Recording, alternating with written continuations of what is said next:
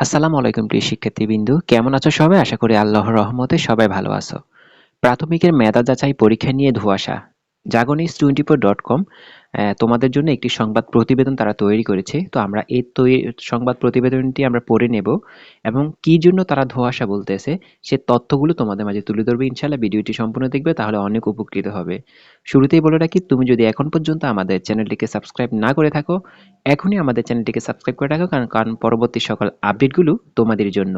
ইনশাআল্লাহ আমাদের সঙ্গে থাকলে তোমরা অনেক তথ্যই জানতে পারবে এবং পরীক্ষা হওয়া পর্যন্ত সকল আপডেটগুলো আমরা সবার আগে তোমাদেরকে দেওয়ার চেষ্টা করব। তো দেখো বন্ধুরা, এখানে জাগনিউজ24.com একটি সংবাদ প্রতিবেদন প্রকাশ করেছে। সরকারি প্রাথমিক বিদ্যালয়ের পঞ্চম শ্রেণীর শিক্ষার্থীদের বৃত্তি পরীক্ষা আইনি জটিলতায় আটকে গেছে। কৌশলে এর নাম মেধা যাচাই পরীক্ষা করে প্রাথমিক শিক্ষা অধিদপ্তর। তবে সেই কৌশলও কাজে লাগেনি। বেসরকারি বিদ্যালয়ের শিক্ষার্থীদের কয়েকজন অভিভাবক করা রিটে ঝুলে গেছে মেধা যাচাই পরীক্ষা। তারপর আছে দেখো, রিটে শুনানি হাইকোর্টের একটি বেঞ্চ মেধা যাচাই পরীক্ষা ১ মাসের জন্য স্থগিত করেছে। গত ১৭ই ডিসেম্বর এ আদেশ দেওয়া হয়।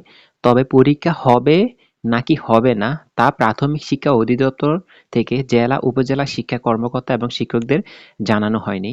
আমরা যদি আরেকটু নিচে যাই, এখানে দেখো, ফলে প্রত্যন্ত অঞ্চলের অনেক বিদ্যালয়ের শিক্ষকরাও বিষয়টি অবগত নয়। তারা সংবাদ মাধ্যম বা সামাজিক যোগাযোগ মাধ্যমে মেধা যাচাই পরীক্ষা স্থগিতের খবর দেখলেও নিশ্চিত হতে পারছেন না।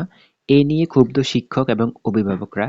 জানা যায় ২১ থেকে ২৪ ডিসেম্বর পঞ্চম শ্রেণীতে বার্ষিক পরীক্ষায় অংশ নেওয়া শিক্ষার্থীদের মেধা যাচাই পরীক্ষা হওয়ার কথা ছিল। শিক্ষার্থীরা যেভাবে প্রস্তুতিও নিয়েছিল, অনেক শিক্ষার্থী বার্ষিক পরীক্ষা শেষে এখনো পড়ার টেবিলে। কয়েক লক্ষ শিক্ষার্থী এই পরীক্ষায় অংশ নিতে সারা বছর প্রস্তুতি নিয়েছে এবং এখনো নিচ্ছে।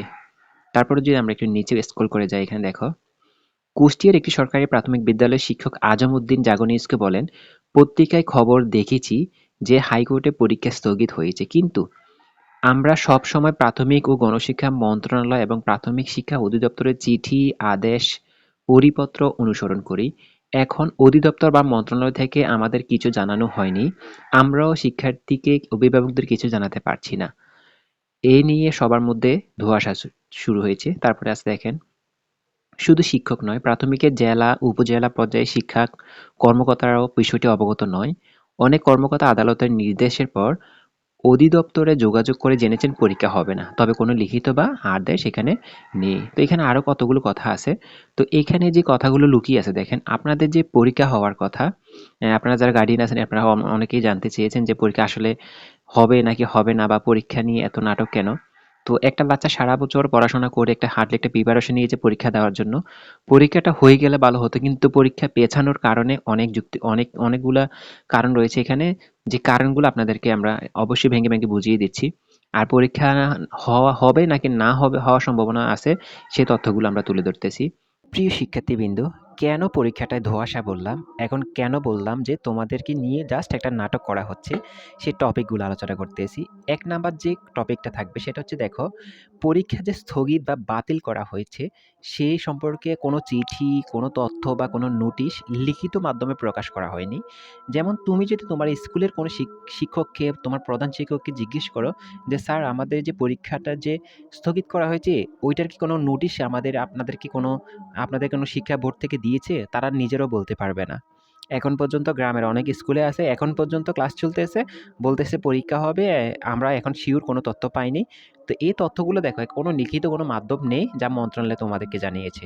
২ নাম্বার যে টপিকটা আলোচনা করতে চাই সেটা হচ্ছে, কোনো সংবাদ সম্মেলন না করে জাস্ট মৌখিকভাবে পরীক্ষা স্থগিত ঘোষণা করা হয়েছে। কোনো সংবাদ সম্মেলন করা হয়নি। আদালত একটা রিট করেছে, রিটের কারণে আদালত থেকে বলেছে পরীক্ষা স্থগিত, সেটা তোমাদেরকে সবাই এভাবে মুখে মুখেই শুনছে, জাস্ট যে পরীক্ষা স্থগিত করা হয়েছে। পরবর্তীতে অনলাইন যোগাযোগ মাধ্যম বলো, সংবাদপত্রের মাধ্যম বলো, কয়েকদিন পর তারপর এটা জানানো হয়েছে। কিন্তু মন্ত্রণালয়ের ওয়েবসাইট বলে, মন্ত্রণালয় থেকে কোনো নির্দেশনা এখন পর্যন্ত আমাদেরকে জানানো হয় নাই লিখিতভাবে। জাস্ট শুধু মৌখিকভাবে আমাদেরকে জানানো হয়েছে যে পরীক্ষা স্থগিত, এবং পরীক্ষা কবে নাগাদ হবে তা নিয়েও কোনো এখন পর্যন্ত নির্দিষ্ট আকারে কোনো কিছু জানানো হয় নাই। যেটা অনির্দিষ্ট থাকে, ধোঁয়াশার মধ্যেই থাকে। ৩ নাম্বার যে টপিকটি ছিল সেটি দেখো, স্থগিত করা, স্কুলে যে পরীক্ষাটা স্থগিত করা হয়েছে, সেখানে কোনো শিক্ষক বা প্রধান শিক্ষক বলো, তাদেরকে কোনো চিঠি দেওয়া হয়নি। আমি আগেও বলছি যে তোমাদের প্রধান শিক্ষককে তুমি জিজ্ঞাসা করে দেখতে পারো যে, "স্যার আমাদের পরীক্ষা যে স্থগিত করা হয়েছে আপনাদেরকে কোনো চিঠি দেওয়া হয়েছে বা কোনো নোটিশ দেওয়া হয়েছে আপনাদের কাছে?"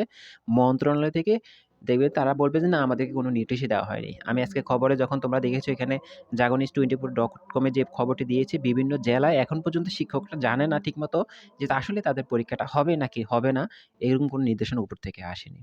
তারপর ৪ নাম্বার যে কথাটি থাকে সেটি হচ্ছে এমনকি কোনো জেলা বা উপজেলা শিক্ষক, শিক্ষা অফিসারকেও এই তথ্য প্রকাশ করা হয়নি। এই তথ্য প্রদান করা হয়নি।